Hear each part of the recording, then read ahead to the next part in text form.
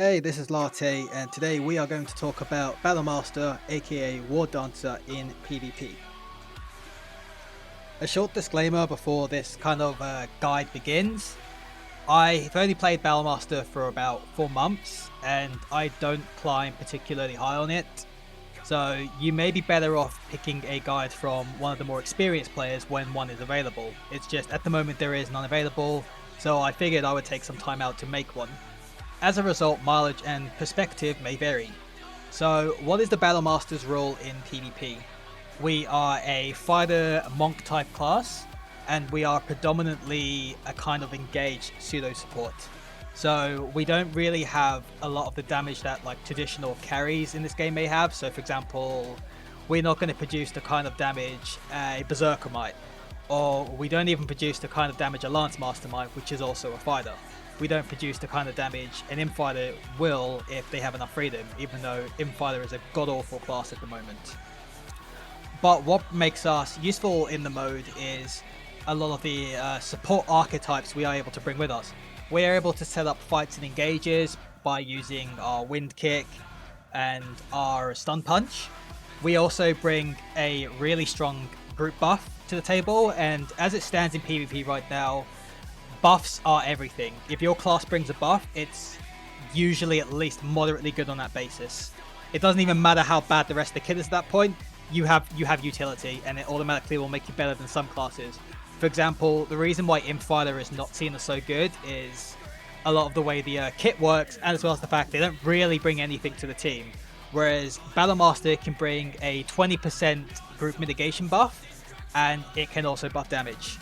In the case of Oath of the Wind Tripod, which brings crit. So we're just going to run over quickly what the abilities are, and whilst we're here we're going to get the stats out of the way. These are your stats. There are other formulas like 933 agil, 316 subdue, 1 crit, or whatever you want to go by. But if you know, to keep it baseline simple, just stick with 1k agil, 249 sub, and for the gamers 1 crit, so you have a chance to crit. Heaven Cleave Kick, this is a juggling ability. It knocks people in the air. That's simple. You press it twice. Ascending Dragon Kick, it's mobility, so it can help you get into the fight, and it also knocks people in the air on the second press. So you can basically slide in and then press it again, it will knock the target in the air.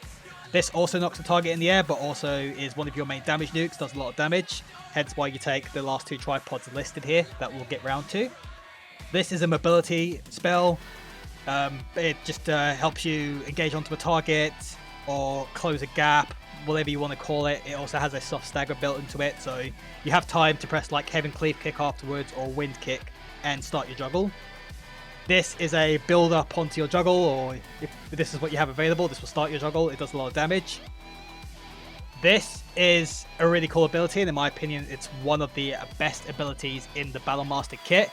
It's 10% damage reduction the entire time this is up, which is so invaluable. And it also does a fairly decent amount of damage, and it will also help you generate your orbs for your stun punch. Wind Whisper is your utility buff, and the only reason Battlemaster is anywhere near B tier. It baseline provides a buff for your party with attack speed and movement speed, and the range on this is quite huge. I mean, 24 meters is actually really a lot in Arena. And obviously there are other tripods you can take with this that give other buffs, so increasing your attack speed, increasing group crit, stuff like that. And the best part about this is the second pod that I'll get round to when I'm covering tripods. This is your stun punch. Simple, it closes a gap and stuns. It's no matter what you change in this kit, this is pretty much a staple. It's the best CC we have at the moment. Spiral Kick used to go in this place, and it's something that I would recommend for newer players, which is down here. It costs the same orb. The reason why we don't use this anymore is because this used to have a hard stiff immune. So when you use Spiral Blast, it used to make you immune to CC whilst you were casting it. It doesn't do this anymore, and the stun takes too long to get off, and it's just not as useful as Stun Punch. So just use this, but if you're brand new, you can maybe use this as a crutch, but you'll want to swap to this as soon as possible. And the last thing, which I used to take but don't anymore, is Halberd Thrust Kick. You may see a lot of strikers take this with the light tripod. It's just basically like a damage nuke if you can get it off on someone that is stunned or on the ground with no roll. I don't take this anymore because I just feel It's basically between that or Wind Whisper. That's the slot that occupies. You can't replace anything else for it. And Wind Whisper is just too good, especially when you know what you're doing. And Wind Whisper with the last pod also does a shit ton of damage. So, yeah. This is good for funsies and if you can get it off. But in my opinion, get used to using Wind Whisper as much as possible. So, build and pods. This is your build, basically. If the only thing you can maybe swap is halberd thrust kick with... I want to put it somewhere else, but I have to... Okay, this build's got these pods in it, I think. Okay, yeah, this has got the right pods for it. The only thing you can maybe swap in is halberd thrust kick for Wind Whisper and take these pods. So, does more damage to people that are stunned and knockback immune, and you're almost always going to use this on someone that's stunned or on the ground. Because you can't knock back someone that's like already on the ground that you've used up all your soft CC on. So, it's 30% more damage. Dark Split can hit really hard, but Righteous Light is just better just because it makes it more consistent to get the kick off. So I really don't recommend using Dark Split. I recommend using Righteous Light for that reason. Getting the kick off more consistently is more important than the damage it's going to deal. And this basically makes it so it's just one big nuke ability. That's the only thing you can swap this out for. Everything else, keep it as it is. So Heaven Cleave Kick, already explained. The first tripod basically supports the knock-up for you to do juggles. That's the only thing to explain. This, again, was already briefly touched on. It's your engage. It can be an escape. The first pod makes it so... But I'll load this up so you can see all the pods for it. The first pod loads this up so you can basically use it faster. And it has more radius, so there's less room for error. Some people like to take this one, which just basically does the second part of this, but with more range, basically. And because this kind of already covers that almost, I feel this is a better pod to take than Wider Tech. Second one, I think it's Hillen that likes to take Prepare Attack to get the extra bit of damage out of it. I prefer to take Quickly Prepare, and I know another BattleMaster I play with prefers to take this pod, because it just allows you to use it more often. This last pod is, again, just good, because it basically makes your engage or gap closer as efficient as it can be. There's not really a lot to explain about this, but it basically makes Sending Wind Kick the knock-up juggle ability for you. So, going through the pods on Crescent Kick. The other two pods, not so good. You don't need the extra elemental energy, so you can ignore this. The elemental energy is basically your identity, so it's these orbs at the bottom. But because you will almost always have an orb for your stun punch, because it only costs one orb, you won't need this. And Fire Kick is more damage, but this actually implies a dot, allows you to change the direction of the kick, which is really useful when somebody dashes out of the first kick, hence why it's really good. And also because it's a knockdown, it gives you extra CC. You always take this pod. Second pod, again, I would kind of ignore these two. This can basically make you zoom across the map, but single attack's just better because it's more damage, and you need all the damage you can really find in your pods in this kit, especially when there are so many pods you have to take for utility, that Crescent Kick just does too much damage to not take this pod. And the last one, Full Moon Kick, is the only option. It changes it from a combo to an cast ability. Thunder Kick, bread and butter movement. Again, sharp movement, just makes it have more range and allows you to change the direction whilst you're jumping with it. Thunderbolt Kick, again, it's damage. It's more useful than that. It's more useful than that. You're very rarely going to use Thunder Kick on someone that's already knocked down. You're going to use it to start your gap closer, and it's 9 times out of 10 probably not even going to hit anyone. So, because you're probably going to do like Thunder Kick into Stun Punch. So you'll almost never get value from a knockdown pod, which is basically like, you know, it's like a subdue pseudopod. And yeah, that one you just ignore, it's just a dot. Thunderbolt Kick is the best one, because if it does hit someone, then at least you've got 30% extra damage, which is basically what this would have done anyway. So I have no idea why this pod exists. Maybe somebody that has some more experience can explain it to me. And the last one, again, this changes it from a combo to one move, gives it more range and more damage. Again, it's just a more, how should I say, efficient to use and more useful than Heavenly Thunder. Electric Wind Kick, again, does a lot of damage. Let's pull this up for the pods. Does a lot of damage, juggles. It's going to be one of the first things you use when you engage. Pod-wise, yeah, this is kind of up for discussion, really. That increases crit, but because crit is so crap in PvP as it is, you know, you either take all the crit pods or you take none of them. And because you don't take crit pods really anywhere else, yeah, this is kind of crap. And this I prefer to use because movement speed reduction, attack speed reduction, it's just always really good. And the other option, the other option is you take this for damage. It's entirely up to you, but I would say between these two, ignore that one. I prefer to have the extra CC, so I take Water Wind Kick. This one, again, increases the skill attack speed. You don't really want to be interrupted halfway through doing it. You want to definitely get all of that damage off in the shortest space of time. So just take Quick Feet. I don't really feel you need the CDR for this. I feel you won't really have the mana to support it for a start. So I would safely chuck this one out. Wide Attack, again, you won't need the range. Trust me on this one. You won't need it. Furious Spin Kick, again, is what changes Electric Wind Kick from the tornado that you're kind of used to seeing to basically a spinning kick, like in the air. And it also just helps the ability to do more damage, and Electric Wind Kick is one of your nukes along with Crescent Kick. So you always take this one. I wouldn't worry about this one. And then in the key Combustion, which I said was one of the best abilities in the game. Ignore this shit, ignore this shit. This is the one you want. 10% damage reduction the entire time as this is up. It's a no-brainer. You want the mitigation. BattleMaster does not have a lot in the way of defense. You know, aside from ability, it's too good to not take Combustion Armor. Second one, again, you don't get the uptime to make intense battle worth it. This, no comment really. I don't really have a comment on this because I feel like just having the CDR reduced on this to make sure you always have the mitigation up, because that's essentially what this pod allows you to do. It makes sure that you can do any key Combustion and then reapply it when it runs out. So yeah, just take technique loss. The other two are not relevant. And the last one, Final Whisper, is a no-brainer. What this one does is basically increases the radius of the sort of spinning shitter dot attack that comes from inner key. So, and it increases crit, and we already said crit damage. Like, there's no point increasing your crit damage when you already crit. Just take Final Whisper, it does a shitload of damage, it has a knockback, and you'd be surprised how good this ability is and how much it will save you. And also because you can engage as this runs out, you can deal the damage from Final Whisper and then all your other stuff, and it will make your burst more respectable, shall we say. And then we move on to Wind Whisper, which is, in my opinion, the best ability in this kit. It's the only reason this class is actually any good.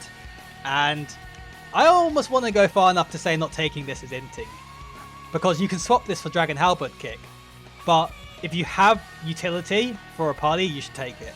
And this is no exception, because like I said, we're kind of a pseudo support anyway, so you may as well just take all the extra support abilities we can. This, again, it's crit chance. Like I said, you can either take all the crit pods or you can take none of them, so it's none of them in this case. This isn't very good. The tooltip is a bit clearer in Russian in my opinion than it is in English on the translator, but basically this reduces the next attack by 25%. It's not 25% reduction for 6 seconds. Otherwise, this would be really fucking good. That's why you don't take this, because it might end up blocking something that is like a carnivorous lily summoner attack or something that does like 200 to 2k damage. It's nothing. Take this. Take the extra attack speed. Warrior's Bravery, in my opinion, is the only good option here.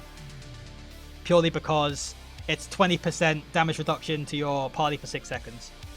Because of that, nothing else here is relevant. Literally, I'm not even going to bother explaining these. Between these two, Squall is the better one of the two. Prepare Attack basically is the standard Prepare Attack tripod. You press it, you get AP for 6 seconds. That's it. But because Squall is a knockback and a shot and a stuff stagger. Sorry, English is not one of my strong points speaking. It does, you know, it's got a huge radius. It does a shit ton of damage. Like, it can literally do up to like 20k before the 60-second buffing. It's just really good, and it's instant as well. This is also why I like taking Wind Whisper over Dragon Halberd Kick, because this almost does the same damage. I'm not even joking. It almost does the same damage, and it's instant. The only problem is it costs a lot of mana, and because you can more consistently use Wind Whisper, you're going to run out of mana more. I just realized whilst I was setting this up, I never covered the Stun Punch tripods. I'm actually setting this up now so I can show you the engage examples.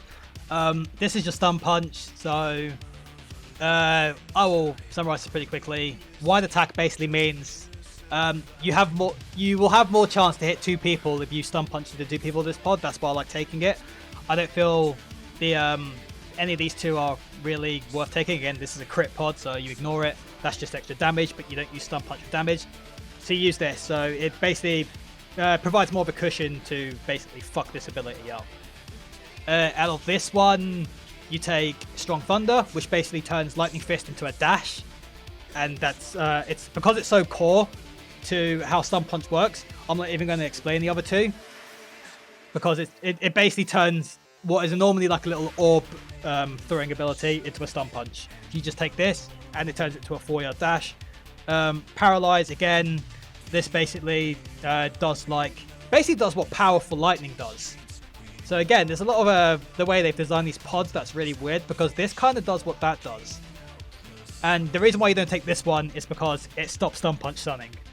So I don't think I need to explain why you don't take that. So yeah, this is, kind of explains how Stun Punch works. It's your engage, your gap closer, it's your peel, it's your utility, it's so much. This is like take 2 of this. This is surprisingly difficult to get right because the hitbox is so small on these. Jesus Christ. So we'll do it this way. That. Start juggle. Do that. Move in. Use your squall. Move out. So I used Thunder Kick to stagger. I used Heaven Cleave Kick to start the juggle. Continued the juggle with Electric Wing Kick. And then ended with the Crescent Kick nuke and the 3rd tripod from that nuke. Again, I will show a couple of examples of engages from actual arena games in this video. So we'll do the next one now, which is basically engaging with Ascending Dragon Kick. So remember that you need to press this a 2nd time to get the knock up from it. Always remember that. So please land, this is really difficult. The hitbox is so small. So that, cool, it's up. Wing Kick, so it's very similar. Dash in, squall, you do that. I've still got 1 knock up left. That's it. That's an engage. You can do the simple one, which is spacebar stun punch, which is really difficult to land, so I might fuck this up, by the way. And plus, I always overestimate how much 4 yards is. So, dash, stun punch, start the combo. Do that, knock up again, still got 1 left, squall, out. And if you're really to get out, you can do that as well afterwards.